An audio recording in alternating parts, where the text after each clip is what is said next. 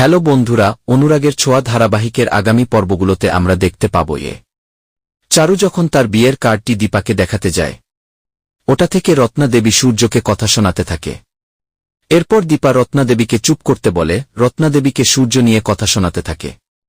এরপর দেখা যায় সেখানে জয়, সে বলে আমি শুধু বৌদিদির কাছে ক্ষমা চাইতে এসেছি। সূর্য জয়কে বলে, বৌদিদির কাছে ক্ষমা চাওয়ার এতটাই সহজ তাই না?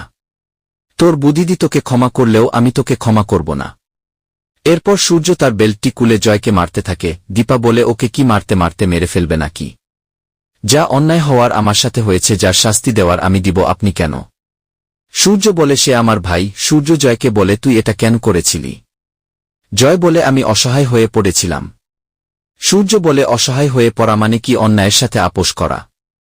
তোর কাছে আমি অনেকবার গিয়েছিলাম, কি সমস্যা, কিন্তু তুই আমাকে বলিসনি।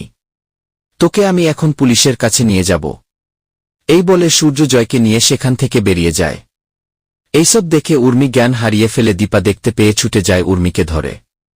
এইসব কিছু আড়াল থেকে মিসকা দাঁড়িয়ে দাঁড়িয়ে দেখছিল।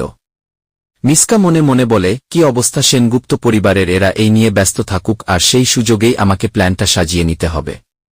অন্যদিকে সূর্য জয়কে নিয়ে পুলিশ স্টেশনে হাজির হয়। এরপর সূর্য বলে, মিস্টার পাটেলের স্টল থেকে ওই নেকলেসটা ওই চুরি করেছিল, ওকে অ্যারেস্ট করুন। পুলিশ অফিসার বলে, ওকে দেখে তো চোর মনে হয় না। সূর্য বলে, ও আমার ভাই, কিন্তু ও যে অপরাধ করেছে ওর শাস্তি পাওয়া দরকার। তারপর পুলিশ অফিস জয়কে লকআপে ঢুকিয়ে দেয়। তো বন্ধুরা, এই ছিল অনুরাগের ছোঁয়ার আজকের পর্ব। পরবর্তী আপডেট পেতে চ্যানেলটি সাবস্ক্রাইব করে পাশেই থাকো। ধন্যবাদ।